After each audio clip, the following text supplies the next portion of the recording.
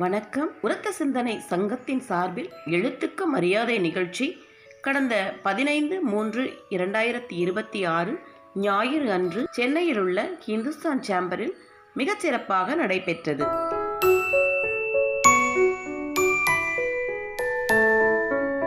இந்நிகழ்ச்சியில் மதிப்பிற்குரிய எழுத்தாளர் சிவசங்கரி அம்மா செயல்படுத்தி வரும் அறம் செய்ய விரும்பு திட்டத்தின் கீழ் ரூபாய் 25,000 மதிப்புள்ள ஆட்டோமேட்டிக் தையல் எந்திரம் ஒரு பெண்ணிற்கும், மாற்றுத்திறனாளி மாணவி ஒருவரின் படிப்பிற்காக மதிப்பிற்குரிய கவிஞர் தொலைபேசி மீரான் வழங்கிய ரூபாய் 25,000 நல உதவியும், கல்வி வள்ளல் மதிப்பிற்குரிய திரு நே. முத்துக்குமாரசுவாமி வழங்கிய ரூபாய் 20,000 கல்வி உதவியும் பயனாளிகளுக்கு வழங்கப்பட்டன.